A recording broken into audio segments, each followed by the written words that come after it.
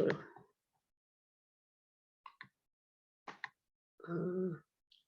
Nah, kita masih di transmisi digital ya. Jadi kita flashback lagi. Kalian sudah sebenarnya di kuis. Di kuis tadi pagi saya lihat-lihat kuisnya. Alhamdulillah rata-rata sudah ngerti apa sih itu komponen komunikasi data ya. Setidaknya kita punya pengirim, penerima, dan ada pesan serta media transmisi yang kita gunakan untuk mengirim pesan. Kalian juga sudah bisa membedakan protokol TCP/IP dengan protokol layer OSI ya. Terus kalian juga sudah bisa membedakan apa itu data, apa itu sinyal ya. Data, teks, voice, video atau gambar ya, citra. Nah, sedangkan sinyal adalah gelombang elektromagnetik yang kita butuhkan untuk mengirim data tersebut, apakah melalui wireless atau kabel atau fiber optik. Nah, hari ini saya akan masih lanjutan dari pekan lalu ya, transmisi digital. Bagaimana kita mentransmisikan atau mengirimkan data digital dengan menggunakan sinyal digital ya. Jadi pekan lalu itu kita belajar tentang line coding ya, block coding dengan scrambling. Nah, itu jadi sebenarnya kan ada analog, ada digital kan? Ada analog, ada digital. Nah, digital ini yang sudah kita pelajari dari pekan kemarin sampai hari ini. Pekan depan kita akan belajar tentang sinyal analog ya. Jadi ya. Jadi kan kita tahu ada dua, ada analog, ada digital ya. Nah, data bisa analog, bisa digital. Begitupun sinyal bisa analog, sinyal digital. Untuk hari ini dengan pekan kemarin itu kita menggunakan transmisi digital. Transmisi digital yang dimaksud adalah informasi kita ya, atau data kita mau analog mau sinyal itu ditransmisikan melalui sinyal digital ya.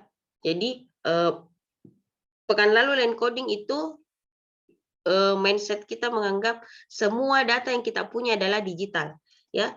Jadi kalau kemarin kita pakai line coding atau block coding dan scrambling ya. Scrambling itu HDB3 dengan apa itu lagi yang 88 saya lupa ya. Nah, line coding, block coding, scrambling ini dia mengubah ya atau data digital menjadi itu sinyal digital. Jadi dia menumpangkan data digital itu sinyal digital. Nah, hari ini kita akan belajar yang namanya PCM dan delta modulation. Ya, jadi kita akan belajar tentang pulse code modulation ditambah dengan delta modulation. Jadi ada pulse itu pulsah ya, code modulation dengan delta modulation.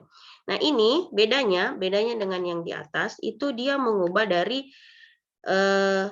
analog ya, data analog. Jadi dia data analog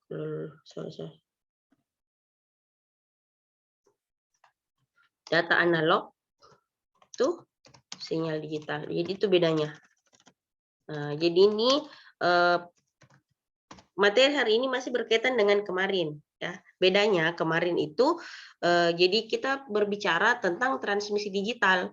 Transmisi digital ini ya semua data, semua informasi kita ubah menjadi sinyal digital ya untuk dikirimkan.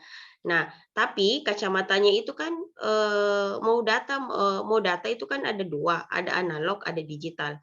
Kalau data digital to digital, kemarin kita sudah belajar, ada line coding, ada block coding, ada scrambling ya. Jadi line codingnya itu banyak, ada yang unipolar, ada yang polar, ada yang apalagi multi level ya. Nah, kalau di block coding itu tidak ada, dia cuman mengubah dari dia bikin redundan ya, yang tadinya cuma 4 bit jadi 8 bit, yang tadinya cuma 3 jadi 5 seperti itu. Nah, kalau scrambling itu untuk apa tadi, karena banyaknya itu redundansi makanya ada scrambling. Scrambling itu yang kita biasa bilang HDB3 dengan apa sih 8 itu ya, 8 bit yang berurut-urut.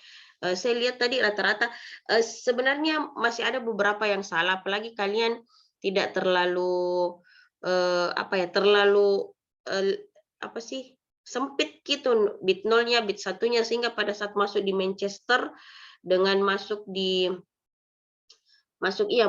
Manchester mungkin sama apa LMT yang apa ya, LMT3 ya itu ya, IMT3 itu sudah hancur ya, hancur karena itu kan ada ininya di situ, ada transisi di dalam satu pulsa itu dia punya transisi. Tapi at least kalian sudah tahu nih yang namanya pengkodean seperti itu. Jadi begitu data tadi dikodekan. Nah, hari ini bagaimana kalau datanya analog? Ya, datanya analog dalam bentuk sinus ya. Kalau bentuk digital kan gampang nih. 01 01 01 selesaikan. Makanya kemarin saya kasih bit stream di soalnya. Bit stream itu 000111 itu data digital. Nah, bagaimana kalau saya punya sinyal analog dan saya ubah menjadi sinyal digital? Saya punya data berupa analog, sinyal sinus, dan saya ubah menjadi sinyal digital. Oke. Ada dua cara, ada dua teknik yang kita gunakan ya di sini. Jadi, nah ini transmisi sinyal digital analog, data itu dan sinyal bisa berupa analog dan digital. Data digital ditransmisikan ke dalam sinyal digital dengan 3 cara atau 3 tahap. Pertama line coding, block coding, dan scrambling. Ini sudah kalian pelajari dan ada tugasnya ya, alhamdulillah. Terus bagaimana kalau data analog Bu, berupa sinyal sinus, saya transmisikan ke dalam sinyal digital. Itu dia punya ada dua teknik yang kita pakai ya. Dua teknik ini bisa saling menggantikan. Kalau ini kan berkaitan ke semua ya, line coding, baru dibawa ke block coding, terus scrambling. Kalau ini bisa menggantikan salah satunya, kita ada namanya pulse code modulation atau PCM. Nah, yang terakhir itu ada delta modulation. Oke, PCM itu apa? PCM itu teknik atau cara yang digunakan untuk mengubah sinyal analog menjadi sinyal digital. Jadi itu ya, jadi yang tadinya sinyal analog jadi sinyal digital. Ada 3 tahap. Pertama kita sampling dulu, kedua kita kuantisasi, habis itu ketika kita kodekan. Jadi di sampling itu dicuplik. Sampling itu misalnya dari sinyal sinus yang gini ya. Kalau saya punya sinyal sinus itu kan begini sinyal sinusnya. Share. Saya punya sinyal sinus begini nih. Oke. Nah, ini kan sinyal sinus ya. Dia punya apa periodik berulang, terus dia punya nilai untuk semua. Nah, kalau saya cuplik itu cuplik begini. Ya, yang tadinya gini, ininya turun gini, bisa segini. Ini karena saya cuplik, saya ganti ininya ya supaya. Nah, saya cuplik itu saya ambil sedikit-sedikit. Saya ambil di sini, saya cuma ambil di sini ya. Habis itu saya ambil lagi di sini. Dicuplik itu disampling kayak kita melakukan wawancara begitu toh untuk mengukur oh ini berapa sih, kita sampling aja gitu. Misalnya untuk saya mengetahui ini anak B1 sudah mengerti atau tidak semua saya tanya. Pasti tidak semua saya tanya. Mungkin kalau pakai ada memang rumusnya, ada ketentuannya. Misalnya dari 30 orang ya, misalnya dari 30 orang berapa ininya, berapa kira-kira, misalnya saya cuma ambil 30% atau 40%. Nah, 40% itu sudah dianggap mewakili ya, sudah dianggap mewakili begitu, mewakili dari jumlah kalian. Jadi itu sampling. Nah, sampling ini nanti sinyalnya itu seperti ini. Ya, sinyalnya nanti itu seperti ini nih. Ini tuh. Ini. Jadi dia tidak dalam bentuk diskrit nih. Yang ada itu nilainya cuma yang merah. Jadi seperti ini, Ki. Kalau di titik-titiknya kita sambungkan tetap akan sinus, tapi kan tidak ada nilainya. Jadi begini nanti dia. Ini ada nih di sini ya, ini.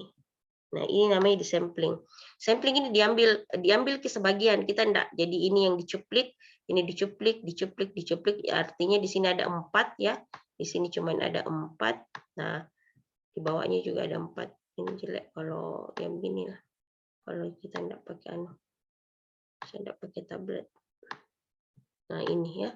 Jadi begini. Sebenarnya kalau kita kasih dia titik-titik akan membentuk dia juga sinyal sinus begitu. Nah, ini namanya sampling, oke? Jadi proses pencuplikan. Kalau teknik modulasinya dibilang pulse amplitude modulation ya, pulse amplitude modulation. Jadinya pulse yang berbentuk yang mengikuti amplitudonya ya. Jadi ini namanya PAM. Orang biasa paham. Jadi 4. Jadi dicuplik. Ini hilang mi, ini enggak ada mi karena enggak dicuplik ya, yang di sini enggak dicuplik. Ya, artinya ini yang ada nilainya. Itu dibilang sampling ya. Jadi bagaimana kita mencuplik sinyal analog yang ada. Jadi misalnya data analognya sinyal sinusnya seperti ini. Nah, habis itu kita sampling. Nah, setelah disampling ada namanya istilah kuantisasi. Kuantisasi itu dari arti kata quantify ya, quantity. Jadi temannya quantity, quantify.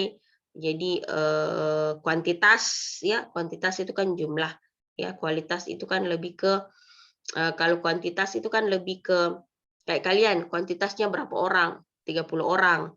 Tapi kalau saya tanya kualitas, misalnya sekarang kuantitasnya 30 yang terdaftar di absen ya, 30 orang. Tapi kualitasnya 24 orang yang masuk. Kualitasnya juga kerja tugas, kuantitasnya kerja tugas 30 yang masuk. Pas saya cek kualitasnya jelek J20 kan begitu ya. Kalau kuantitas itu kita akan berbicara tentang nilai. Nah, apa itu kuantisasi? Kuantisasi itu kita memberi nilai. Ya, jadi ini tadi dikasih nilai nih, yang tadi ini nih. Ya, jadi misalnya kalau amplitudonya di sini, jadi nanti kalian akan bahas. Tapi secara sederhananya itu kuantisasi itu memberi nilai. Jadi misalnya ini kita di sini kan maksimal, misalnya saya bilang 10 volt lah ya. Ini ada 10. Nah, otomatis di sini mungkin karena bagi duanya di sini 5 toh, di sini mungkin 10. Nanti adalah ya, pokoknya dia seperti itu, ada perhitungannya. Tapi saya tidak masukkan. Kalian kalau mau lebih tahu, ada lebih mau mengerti banyak, ada di buku wireless-nya itu, data-data and communication-nya. Oke. Nah, ini misalnya 10, ini mungkin kurang Q7 ya.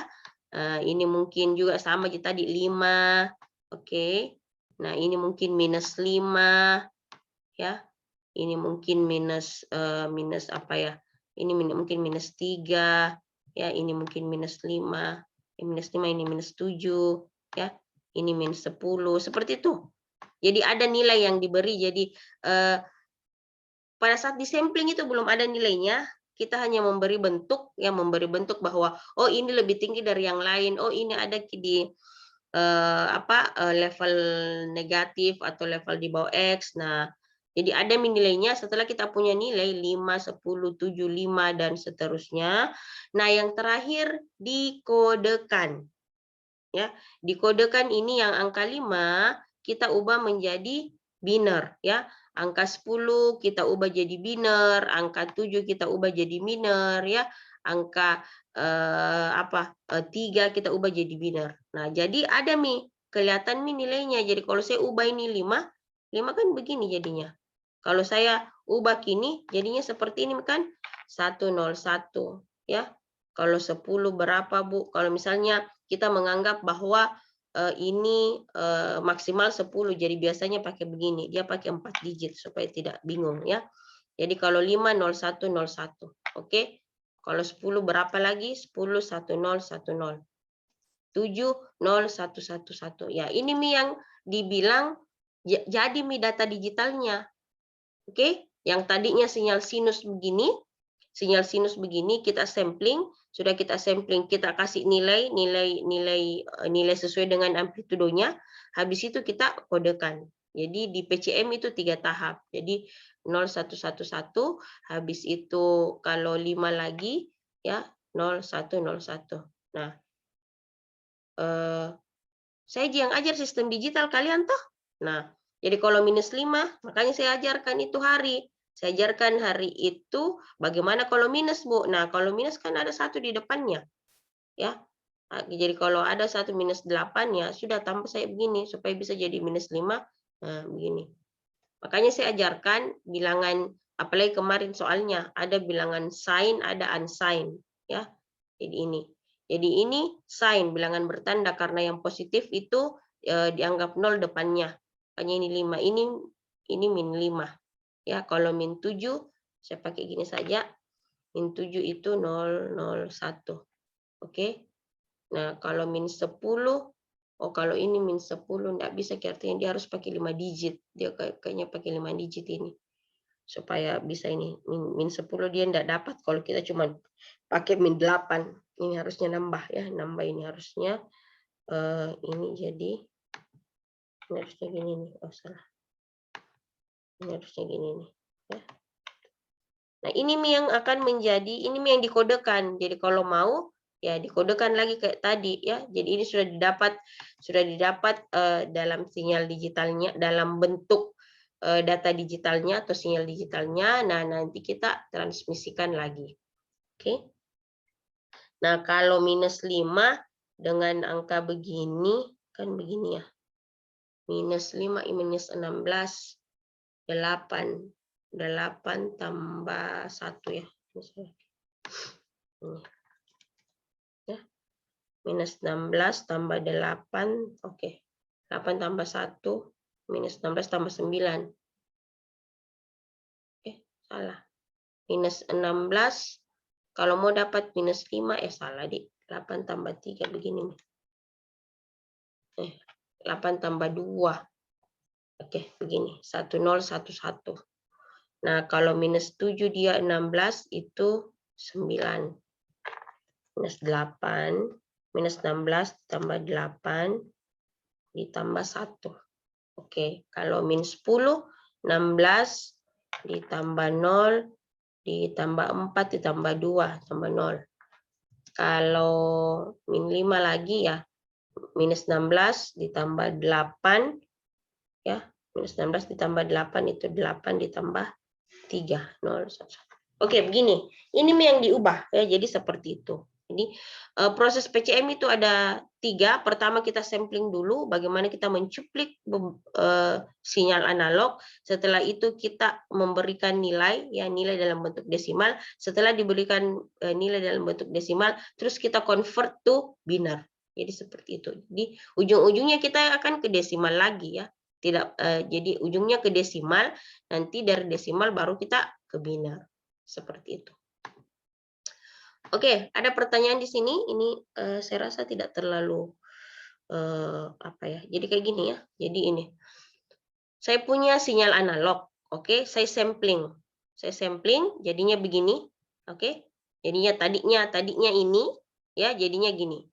Sinyal pulse amplitude modulation. Habis itu saya kuantisasi. Kuantisasi itu diberi level nilai. Ya, tadinya ini berapa, ini misalnya 1, ini 2, ini. Nah, sudah ada nilainya 5, 7, ininya, habis itu dikodekan, diubah dari nilai yang desimal tadi, diubah menjadi sinyal atau diubah menjadi data biner, ya, data biner. Oke, apa itu samplingnya? Ini hanya sinyal analog disampling, dicuplik dengan interval waktu atau periode tertentu. Jadi kecepatan sampling minimal 2 kali frekuensi tertinggi dari sinyal analog. Itu ada. Jadi mencupliknya, jadi kalau kayak tadi, Bu, kenapa itu Ibu asal-asal gambar? Ada kaidahnya. Harusnya kalau kita mau itu 2 kali frekuensi tertinggi sinyal analog. Ada metodenya sample and hold. Proses sampling disebut dengan PAM ya. Pulsa amplitude modulation. Nah, begini. Jadi ini nih. 3 different sampling methods. Jadi ada ideal sampling. tapi sebenarnya tidak ideal gitu ya. Ini natural, ini flat top. Ini flat top ini yang dibilang sample and hold yang kayak tadi saya ya. Jadi kayak gini nih. Kita menganggap ambil yang paling topnya di situ, habis itu tarik garisnya sudah. Ambil paling topnya di sini, tarik garisnya. Jadi di mana dia ketemu, tarik garisnya ini.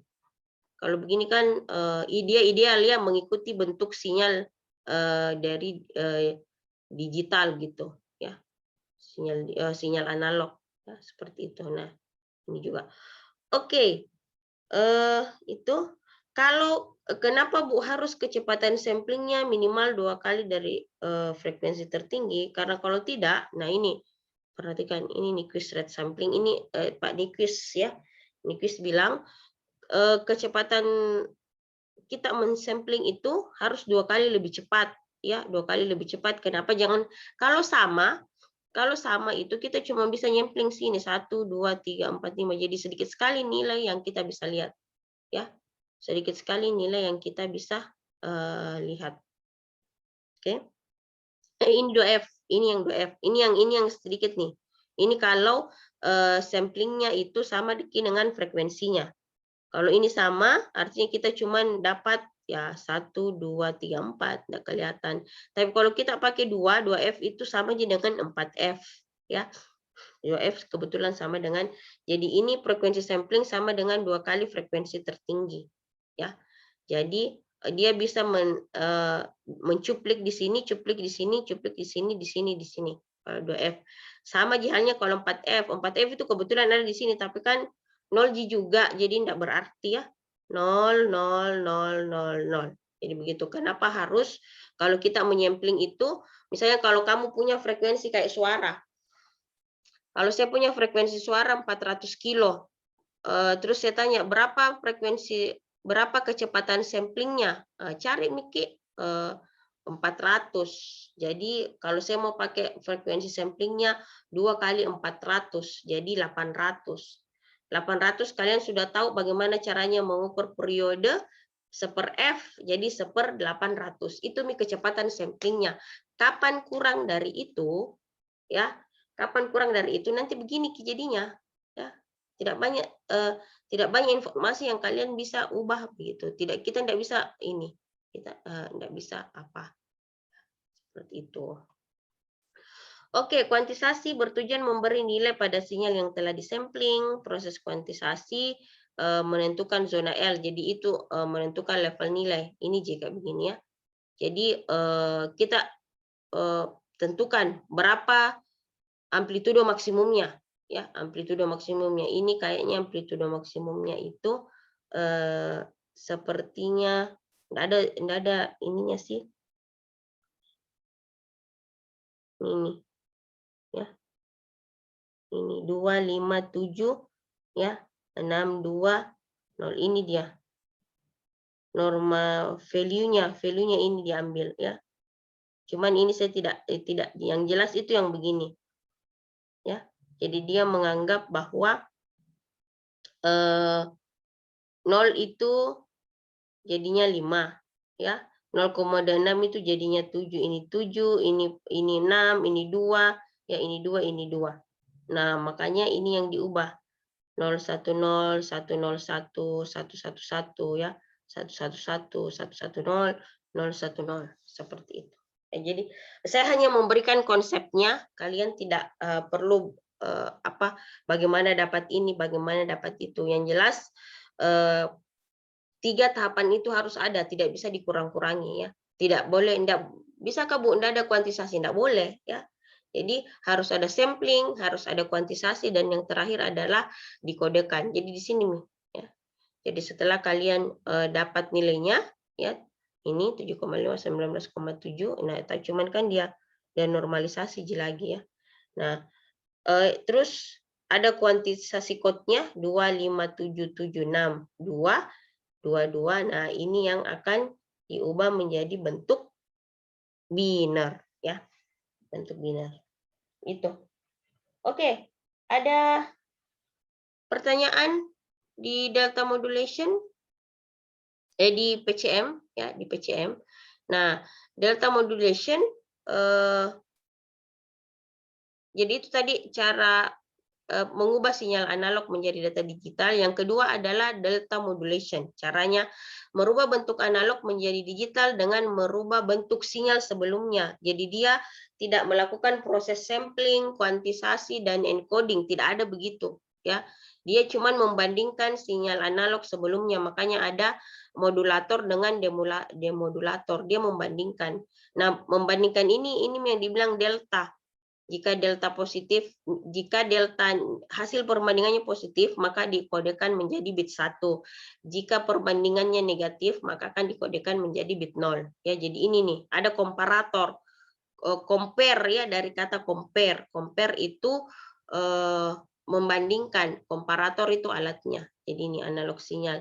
Jadi ini sinyalnya masuk ya. Saya tidak tahu bagaimana ini, tidak terlalu jelaskan, cuman ada perbedaan antara PCM dan delta modulation, itu saja ya. PCM itu pakai 3 proses tadi, sedangkan kalau modulator dan demodulator itu delta modulation itu dia pakai alat modulator dan demodulator ya.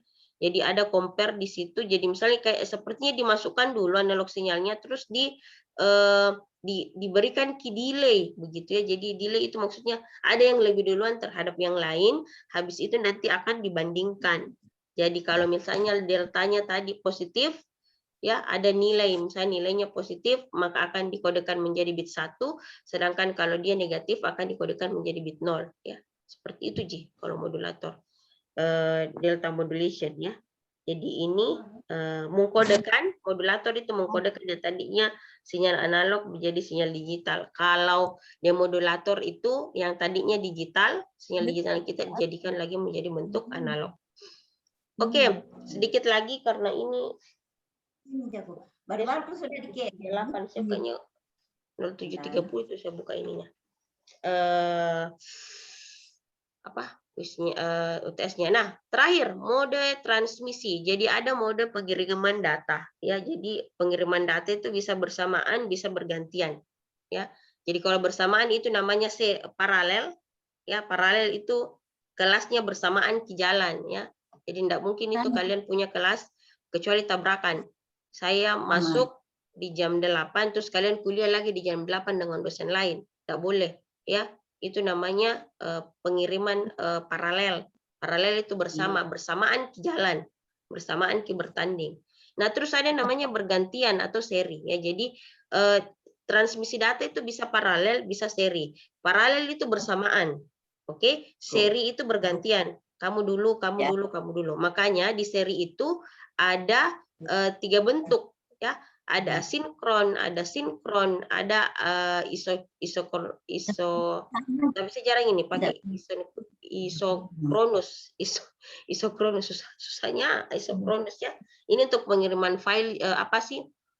Pengiriman data. Pengiriman video ya. Oke. Jadi ini ada asinkron, sinkron. Nah, ini kalau paralel. Paralel itu bersamaan Ki. Ya. With 8 lines. Jadi ada 8 bit dikirim bersamaan. Jadi pakai line 1, 2, 3, 4, 5, 6, 7, 8. Ya. Jadi 8 bit itu dikirim bersamaan, nanti diatur di sana. 8 bit. Jadi ini waktunya yang sama. Oke, kita punya saluran yang banyak, tapi kita hemat di waktu. Oke. Kalau seri itu satu saluran Ji. Ya, beda itu yang saya bilang. Ini kan bersamaan, jadi kalau umpamanya ada 8 orang mau ujian. 8 orang mau ujian, terserah mau bersamaan Bu atau mau satu-satu. Kalau bersamaan bikin 8 ruangan supaya mereka tidak terganggu begitu jalannya kan. Tapi kalau seri ya satu-satu. Kalau satu-satu itu saya hemat di kabel, saya hemat di ini wire, atau saya hemat di ruangan, tapi saya membutuhkan waktu yang lama. Itu bedanya.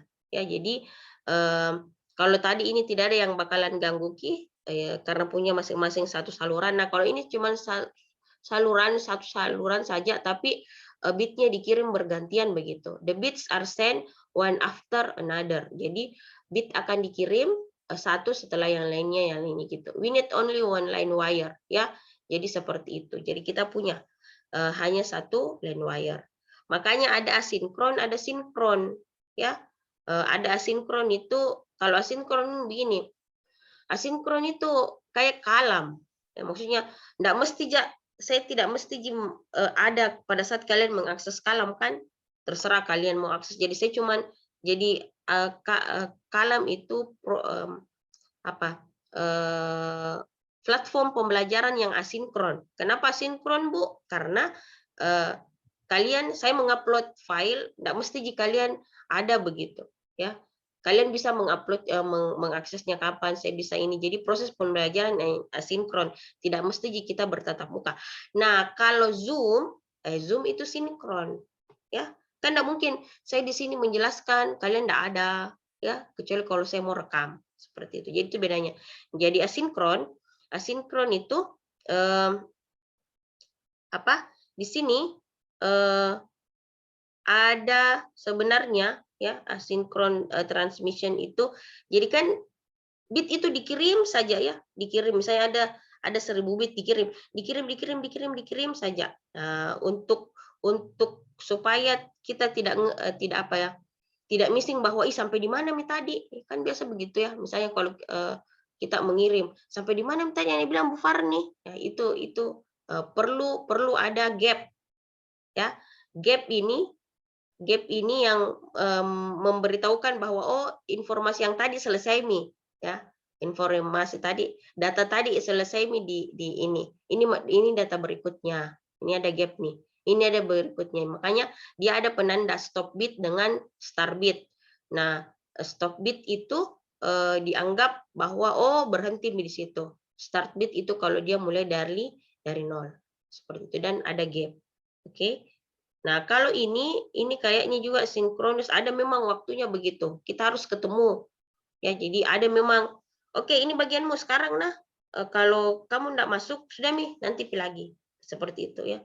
Jadi kalau ini cuma dikirim-kirim saja, perlu penanda bit stop dengan perlu penanda bit mulai. Sedangkan kalau sinkron itu memang harus ada satu waktu begitu kita ketemu, ya. Sinkron itu satu waktu sama-sama begitu, sama-sama mengambil data. Kalau tidak seperti itu akan lewat nih, ya. Jadi itu tidak terlalu banyak memang ini. Nah, kayaknya saya punya 8 soal, ya. Silahkan dikerjakan semampunya kalian.